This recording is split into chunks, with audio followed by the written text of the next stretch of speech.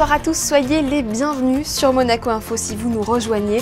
Voici les titres de l'actualité de ce samedi 13 septembre. En trottinette, en roller ou en skate, de nombreux enfants étaient réunis aujourd'hui au Jardin d'Apolline pour participer à la 11e édition du Trot'n'Roll, un rendez-vous clé pour la Fondation Flavien, association de lutte contre les cancers pédiatriques. Monaco a accueilli pour la toute première fois un événement dédié à l'univers des cartes à collectionner. Le Monaco Card Show a réuni sur la journée des milliers de passionnés au Grimaldi Forum. Comment se porte la situation macroéconomique et géostratégique du monde? Le président des Cahiers Verts de l'économie, Jean-Pierre Petit, nous livrera son analyse en marge d'une conférence donnée au Méridien Beach Plaza. Et puis, si vous avez des envies de voyage, restez bien avec nous. La chronique US est au programme de votre JT, comme chaque samedi, et elle pourrait bien éveiller votre appétit. Mais d'abord, vous venez de le vivre en direct sur notre antenne. Monaco mène 1-0 devant Chypre en Coupe Davis après la victoire cet après-midi dans le premier simple de Valentin Vachereau en 3-7, 4-6, 6-1, 6-1 sur Stylianos Christodoulou. Le joueur de la fédération monégasque de tennis s'est fait peur dans le premier set suite à une entame laborieuse. Finalement, la hiérarchie a été respectée. Nous écoutons la réaction du numéro 1 monégasque. Ça a mis beaucoup de temps à se dessiner, j'étais complètement perdu sur le terrain, les conditions sont vraiment pas faciles. Je le sens depuis que je suis arrivé ici, le cours est extrêmement lent. Les balles sont, je sais pas ce qu'ils ont fait avec les balles, où ils les ont mis depuis quelques mois, mais les balles c'est très compliqué, il y avait le vent tourné quand même. Et puis voilà, le public avec eux, de toute façon on le sait, c'est la Coupe Davis, hein, tu peux jouer contre n'importe qui, ça va pas être facile. Et maintenant, voilà, le gros positif, c'est qu'à partir du moment où j'ai tourné le truc, il n'y a plus eu de match. Ça a été très vite et c'est ça qui est bien et ça fait 1-0. Pour nous, c'est toujours l'idéal, évidemment, pour toutes les équipes de tourner à 2-0, surtout on sait comme Romain et Hugo sont très forts en double. Et on commence par le double le dimanche. Donc je crois vraiment en Romain qui va nous apporter ce point. Il jouait très bien toute la semaine. Si c'est face à leur numéro 1, je pense qu'il va faire le boulot. En tout cas, j'espère. Et rendez-vous demain en direct toujours sur Monaco Info dès 16 h pour suivre la suite de cette rencontre qualificative pour les playoffs du groupe 1 de la Coupe Davis. Ils ont vu la vie en orange aujourd'hui, la couleur de la Fondation Flavien. Cette année encore, des dizaines d'enfants ont roulé contre le cancer à l'occasion du Trot'n'Roll. L'événement organisé pour la 11e fois permet de soutenir la recherche contre les cancers pédiatriques. Les temps forts de cette journée riche en surprises avec Marie Bonnet-Blanc et Alexandra Paolini. Tour en moto, biker, maquillage et cosplay, tout était réuni pour amuser et faire rêver les enfants. Une tradition annuelle pour la Fondation Flavien qui revient sur l'importance de cet événement. Il faut se sentir soudé, il faut se sentir accompagnant, puisque de questionnement scientifique, médical, ainsi de suite, après c'est de l'humain qu'il y a derrière. Et puis quand on ne se lâche pas, parce que voilà, on a vécu quelque chose de fort. Et c'est gravé, quoi. C'est gravé. L'idée de pouvoir récolter des fonds afin de développer un traitement contre le cancer. Une journée qui se veut avant tout festive. C'est pourquoi des activités se sont déroulées tout au long de l'après-midi. Les parents étaient fiers d'être là avec leurs enfants et pour la bonne cause. On a un petit Spider-Man, on a une petite elfe qui est là, on a une petite licorne. Et oui, on a fait plein de trottinettes, on a fait des Lego. C'est très important de participer et en plus ça a été organisé vraiment très bien. Donc oui, il faut absolument venir. Je pense que c'est important pour le soutenir. Le plus il y a de monde, en plus ça nous apporte quelque chose. On est tous heureux de voir tout ça. Et pour cette personne qui est là, il voit notre soutien. Et même, je pense qu'on a tous peur de passer par ça. Donc c'est important que les humains aient du soutien entre eux. En trottinette, en roller ou en skate, avec sa tombola et ses concours, cette journée était placée sous le signe de la solidarité et de la bonne humeur. C'était l'idée de deux enfants du pays créés à Monaco, un événement centré sur les collections de cartes en tout genre. Pokémon, Marvel, Disney, Panini, des milliers ont été exposés aujourd'hui au Grimaldi Forum lors du tout premier Monaco Card Show. Marie Bonnet-Blanc et Thomas Deus sont allés à la rencontre des exposants et des collectionneurs. C'était le rendez-vous incontournable pour les passionnés. Dès l'ouverture, les stands de cartes Pokémon sont pris d'assaut par les collectionneurs venus compléter leur série. Une passion qui n'a pas de prix. Quand on est mordu, c'est très dur de se restreindre et je dirais qu'il y a presque entre 700 et 1000 euros par mois qui partent dans les cartes et c'est fou furieux. Mais on retombe dans l'enfance, on s'amuse et puis maintenant on a un pouvoir d'achat qu'on n'avait pas quand on était gamin, donc on se rattrape. Mais attention aux arnaques, les cartes Pokémon sont devenues un véritable business. Pour rassurer l'acheteur et faire prendre de la valeur à une carte, il est essentiel de passer par un expert. Il suffit de vérifier déjà au niveau de la brillance de la carte. Généralement, si c'est une contrefaçon, on remarque assez rapidement c'est un holographisme un peu différent. Il y a aussi la texture de la carte. Vous voyez les espèces de granulés qu'on sent sur le dessus de la carte. Il peut y aussi avoir ce qu'on appelle la typologie, c'est-à-dire l'écriture. Si vous voyez qu'elle est différente de la version officielle, ça met la puce à l'oreille. Ou parfois, ça peut être le dos qui est d'une couleur un peu différente. Certains n'hésitent pas à faire de la route. C'est le cas d'Arkevan, venu spécialement de Poitiers pour découvrir ce stand dédié aux cartes de reliques. Il vient d'acheter un coffret à 125 € avec l'espoir d'y trouver une carte rare. Très très content. Là, je pense que la Marilyn Monroe monte pas mal. La Marilyn Monroe, oui. Ouais. Après, avec les deux, peut-être qu'on atteint à peu près le prix de la box. Comme là, on a une plus petite numérotation, ça va coûter un peu plus cher. Une opportunité de plonger dans des univers variés comme le sport, Disney ou Marvel, mais aussi de rencontrer d'autres passionnés unis par la même passion de la collection. Les cartes à collectionner, un marché en pleine expansion. Il atteint plus de 13 milliards de dollars actuellement et est projeté à plus de 21 milliards d'ici 2034. D'ailleurs, pour faire le point sur la conjoncture macroéconomique et géostratégique mondiale, Jean-Pierre Petit, président des Cahiers Verts de l'économie, a donné hier une conférence au Méridien Beach Plaza. Nous l'accueillons tout de suite. Bonsoir Jean-Pierre Petit. Bonsoir. Vous êtes en principauté pour partager votre analyse de la conjoncture macroéconomique et géostratégique mondiale. Quel est votre point de vue de la situation à l'heure actuelle ? Au strict point de vue conjoncturel, c'est une situation moyenne. Nous ne sommes pas au bord d'une récession mondiale. Les dépenses d'investissement résistent bien dans le monde, en particulier aux États-Unis. Le moral des entreprises est assez satisfaisant compte tenu du contexte. Il y a de l'impulsion monétaire aux États-Unis, il y a de l'impulsion budgétaire, un petit peu d'impulsion budgétaire aux États-Unis.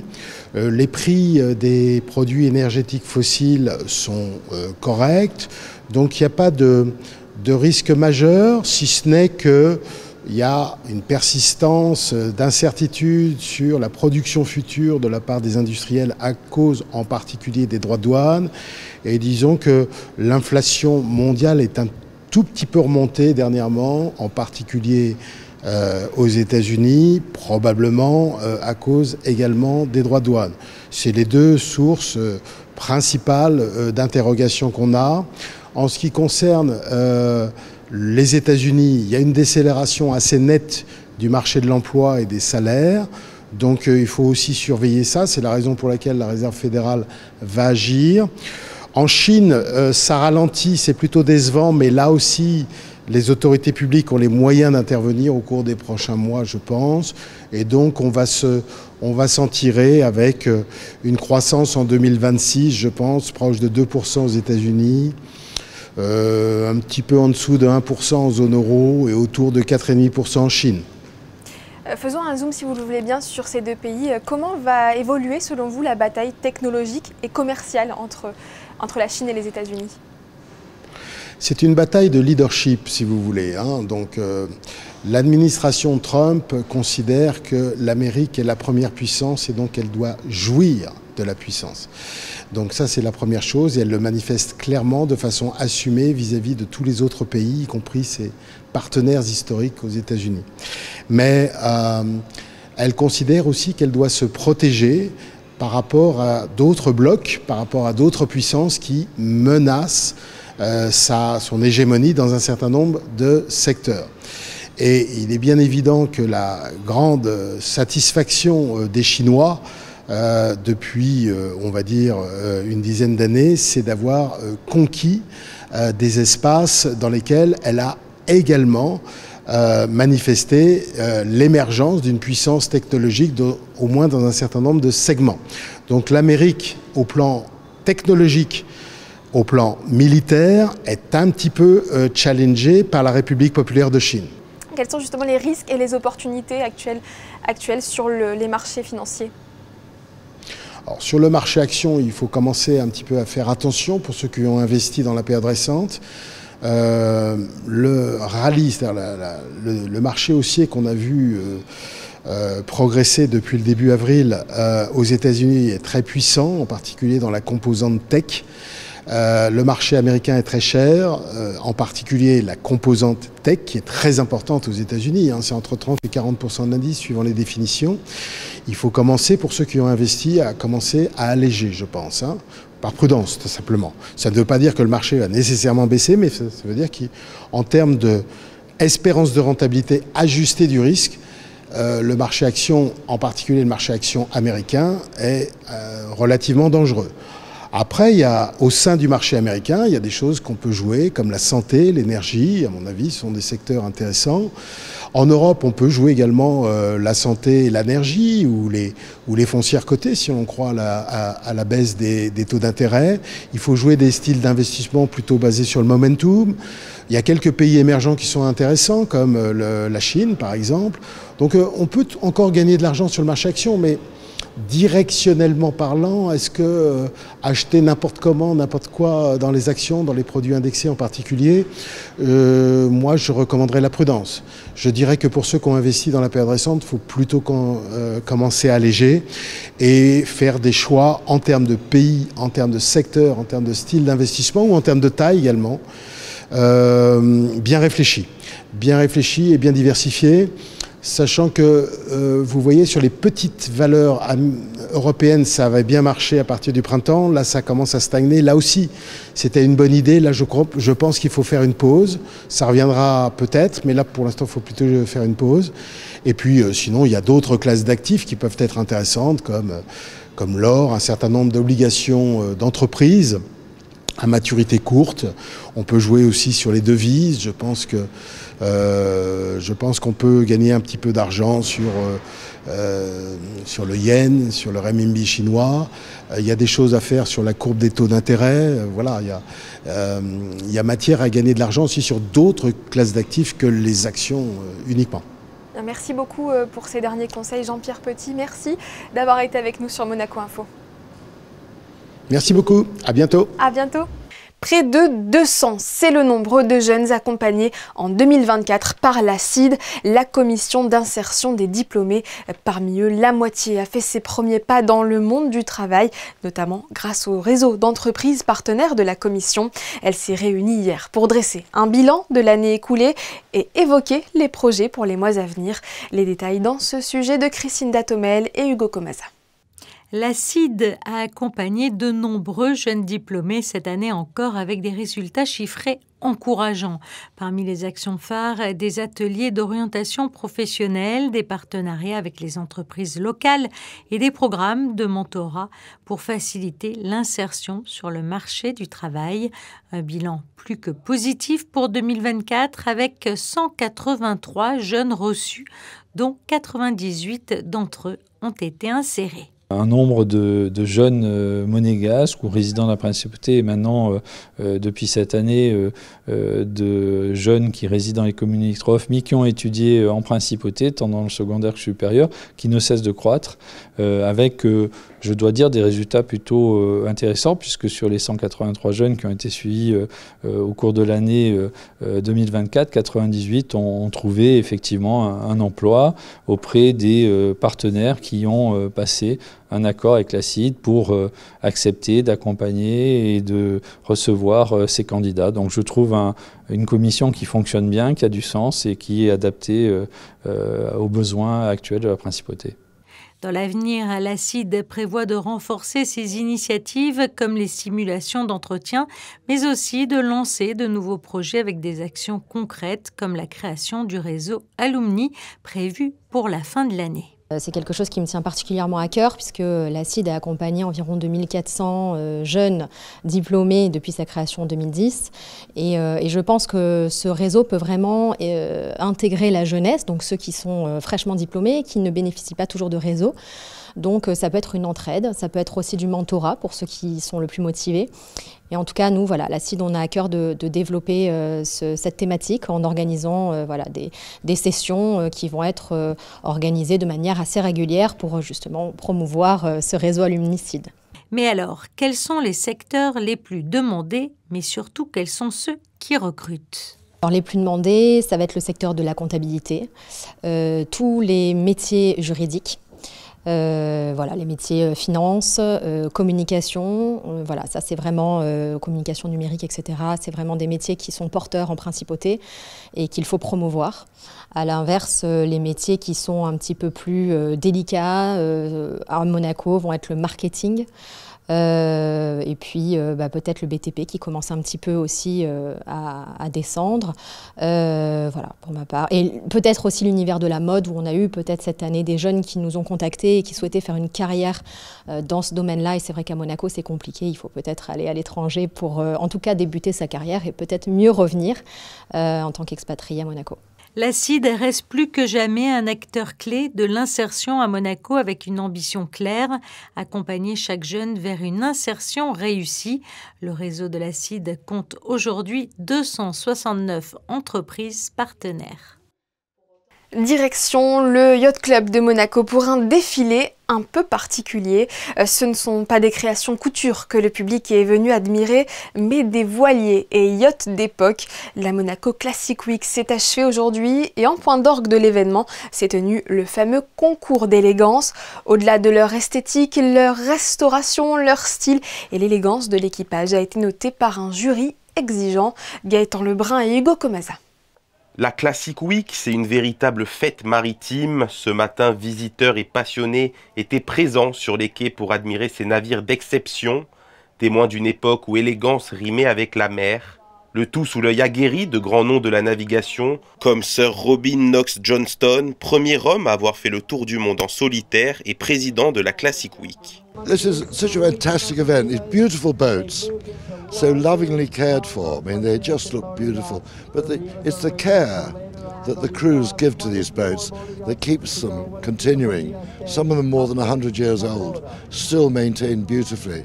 And I think by bringing boats like this here, we establish a standard. And we try to encourage other people to look after their boats and keep them at the same very high standard. Les participants ont présenté des yachts restaurés avec un soin extrême tout au long de la journée. Sous la présidence d'Allegra Gucci, le concours d'élégance met à l'honneur l'étiquette, le style et le raffinement propre au monde du yachting. Chaque détail est scruté par un jury d'experts, gardiens de l'esprit label classe. We have 3 different categories. We have the sailing boats, the motor yachts and the canoe. And actually the criteria, they are very simple, but it's very difficult to judge. So it's the aesthetic and the beauty of the boat.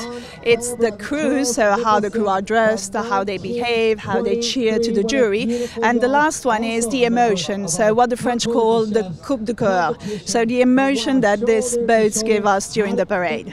Les résultats du concours d'élégance seront combinés à ceux d'autres épreuves de la Monaco Classic Week pour désigner le lauréat du prestigieux prix, récompensant à la fois la restauration, l'élégance et l'esprit yachting. La remise des prix récompensant ces 3 jours est prévue ce soir. C'est une boisson qu'on dégusterait bien sur l'un de ces bateaux.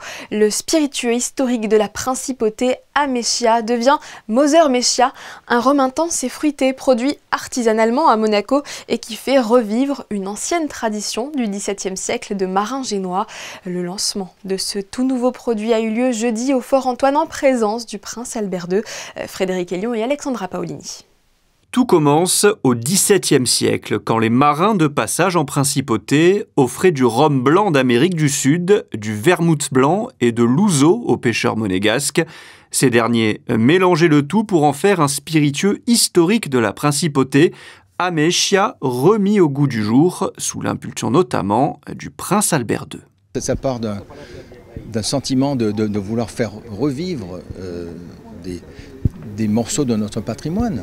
Il y a eu bien sûr, comme j'ai pu le dire tout à l'heure, grâce à l'ancien maire de Monaco, Robert Boisson, et M. Attimon, la famille Risa, et d'autres personnes qui ont remis cet ancien alcool au goût du jour il y a plus de 40 ans. Je pensais qu'il était temps de le réinventer un tout petit peu, mais de rester quand même fidèle à ses bases. Puis ça participe à raconter aussi l'histoire maritime de la principauté, l'histoire d'échange, qu'on a toujours été, voilà, ce carrefour d'échanges internationaux grâce au commerce maritime. Et donc, voilà, je pensais que c'était intéressant. C'est pas du tout pour inciter tout le monde à consommer, mais c'est je pensais que c'était intéressant pour tout le monde d'avoir cet aperçu sur notre histoire et de le mettre un petit peu au goût du jour actuellement. L'historique Mechia devient donc Mother Mechia, un rhum blanc présenté au Fort Antoine jeudi, le fruit du travail d'un groupe de passionnés depuis 4 ans. Pour avoir la meilleure canne à sucre au monde, tu dois aller dans les lieux où il y a la canne à sucre la meilleure. Et le meilleur lieu au monde, c'est Haïti, la région de Saint-Michel de la Talaï, où il y a une canne à sucre spécifique qui s'appelle cristalline, que ce n'est pas une hybride, c'est une vieille canne à sucre. Et nous avons fait une première distillation, parce que beaucoup de grains eau de vie sont faits avec 2 distillations. Une première distillation, c'est à 28-30% d'alcool. Les jours après, tu distilles. Alors, nous avons eu cette idée, c'est la première fois au monde. Où est la meilleure canne? Là. Nous allons faire fermentation, première distillation là-bas. Nous envoyons ici la première distillation et nous allons la redistiller à la distillerie de Monaco. Donc on est vraiment parti sur un rhum pur de jus de canne et on va l'affiner dans des fûts de vermouth, dans des fûts de marsala, dans des fûts de sherry. Donc au lieu de mettre des produits dans le rhum, on met le rhum dans des casques, dans des fûts pour donner cette idée de la mèche. Mais on est resté vraiment sur un produit de très haute qualité, pur jus de canne. Pour Luca Gargado, Mother Mechia est un des 3 meilleurs rhums blancs au monde. Si vous aimez les belles voitures et en particulier ces italiennes souvent rouges et qui arborent un cheval cabré devant, ce qui va suivre devrait vous intéresser. Une exposition de Ferrari est à découvrir en ce moment chez BPM au 16 rue du Gabian à Fontvieille. Aperçu de quelques pépites dans ce reportage de Fabien Bonilla et Camille Caloni. L'atelier Ferrari du groupe BPM s'installe à Monaco, dans le quartier de Fontvieille. L'ouverture est prévue courant septembre. Dans ces nouveaux locaux de 1300 m², un atelier mais aussi un showroom de véhicules Ferrari d'occasion. En attendant l'ouverture officielle, sachez que 21 Ferrari à la vente sont visibles par le grand public à l'occasion d'une exposition ouverte à tous jusqu'au 30 septembre. On a des voitures mythiques. Derrière nous, on a un Testarossa qui pour moi, ça me rappelle les films Miami Vice. On a des Daytona, on a la 512, on a des voitures qui sont... On a un SP2. Et l'idée, c'est de donner la possibilité à nos clients, mais aussi à les personnes qui partagent la même passion de nous, de venir, de faire un tour, de voir qu'est-ce que c'est pour nous Ferrari, qu'est-ce que c'est la passion autour de la marque. Après l'ouverture officielle de cet atelier showroom, courant septembre, des événements y seront régulièrement organisés, comme des projections de courses sur grand écran, telles que le Grand Prix de Monaco, mais également des défilés de mode ou encore, pourquoi pas, des séances de yoga. Comme chaque samedi, c'est l'heure de la chronique US. Nombreux sont les chefs français à s'être expatriés aux États-Unis.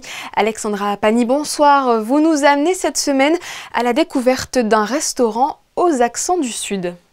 Bonsoir à vous. Est-ce que vous voulez partager avec moi cette délicieuse pie saladière? Et non, je ne me trouve pourtant pas place d'Armes, mais bien à New York, dans le quartier de Williamsburg plus précisément. Cette semaine, je vous propose de découvrir le restaurant de ce chef niçois, installé ici depuis 2008. Alors suivez-moi pour cette escapade gourmande. On entendrait presque le bruit des cigales ou l'agitation du cours Saléa. Dans ce restaurant de Brooklyn, on y vient pour la gourmande cuisine du sud de la France et l'accueil chaleureux de son propriétaire. Au bout de 3 mois, j'ai ouvert mon premier restaurant à New York, juste débarqué de la Provence, de Nice. Et donc, j'ai ouvert un restaurant qui s'appelait Pâtes et Traditions, qui est resté ouvert de 2008 à 2021. J'ai mis 3 ans et demi à le reconstruire petit à petit. J'ai cumulé 2 jobs, ma femme aussi. Et ça a été long, mais ça m'a permis en même temps de peaufiner et d'aller dans le détail du décor, du plating, du menu. Et aussi, j'ai la chance d'avoir beaucoup de support dans la région de Nice et même de Monaco d'ailleurs. Une ambiance qui invite les clients dans sa Provence natale. Certains sont de véritables habitués et n'hésitent pas à parcourir des kilomètres pour venir jusqu'ici. We love this place. It's charming. The food was always delicious. We couldn't wait for it to reopen after COVID, and we're so excited that it finally has. And we travel an hour to get here, and we've brought various friends here. And I brought my mother here once, and everybody loves it. So it's a wonderful place. We came here so many times, anniversaries, special occasions. We were following on Instagram, watching the progress of the beautiful paintings on the wall and the kitchen being set up. So we're just thrilled to be back again and looking forward to our meal. Plusieurs grands classiques de la cuisine française sont à la carte, croque-monsieur, crêpes bretonnes revisitées, mais ce sont les spécialités niçoises, les stars du menu. Dans le menu, vous trouvez un plateau provençal. Évidemment, je promote et je fais la soca niçoise et je la déstructure un petit peu, ce qui lui fait son charme. Je fais donc une soca avec des courgettes et des petits piments d'Espelette et une petite sauce à tremper. Qui fonctionne de malheur, même avec les Français. On a des super salades, donc la salade niçoise, la classique. Un joli bar avec tous des produits français importés, avec des savons aussi de Marseille, des savons, tous les styles de savons d'ailleurs, des bonbons même d'Auvergne, des pépitos, enfin toutes les marques. J'ai de l'huile d'olive niçoise aussi, du banania, des chips Brest. Tout ce que vous voulez. Un véritable petit bout de France en plein cœur du quartier de Williamsburg à New York. Retour chez nous au marché de la Condamine justement, où l'on retrouve bien sûr la traditionnelle soca et la pisse saladière. C'est là que le prochain Mounégou Ripper Café sera organisé par la mairie de Monaco le mercredi 17. Mais attention, il sera spécial. Si vous avez l'habitude d'apporter vos petits électroménagers et vêtements à réparer, ce sont à vos vélos que l'équipe de bénévoles tâchera de donner une seconde vie. De midi à 15 h, notez bien l'entrée de ce Mounégou Ripper Bicicleta, comme il faut véritablement l'appeler, est gratuite et aucune réservation n'est nécessaire en amont.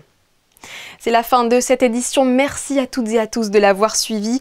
Dans un court instant, la météo de Marie Bonnet-Blanc, mais avant cela, nous vous proposons de revivre en images l'événement caritatif de la journée. Je parle bien sûr du Trot and Roll de la Fondation Flavien. Les enfants ont pris la pause devant l'objectif de Stéphane Dana. Belle soirée avec nous sur Monaco Info et à demain 18h30.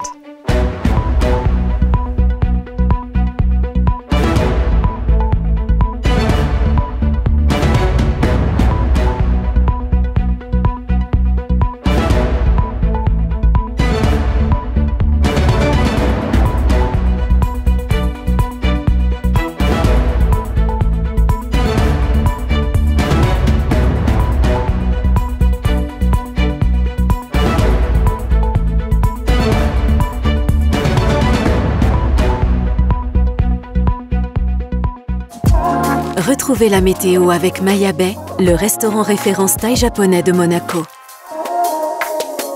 Bonsoir à tous, je suis ravie de vous retrouver afin de faire le point sur le temps de demain qui devrait rester couvert dans la matinée. En revanche, dans l'après-midi, quelques éclaircies.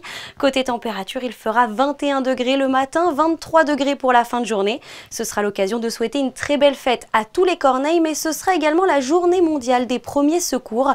Souvent méconnue de certains, cette initiative rappelle que connaître et appliquer ces réflexes pourrait nous permettre de sauver des vies. C'était la météo avec Maya Bay, le restaurant référence thaï japonais de Monaco.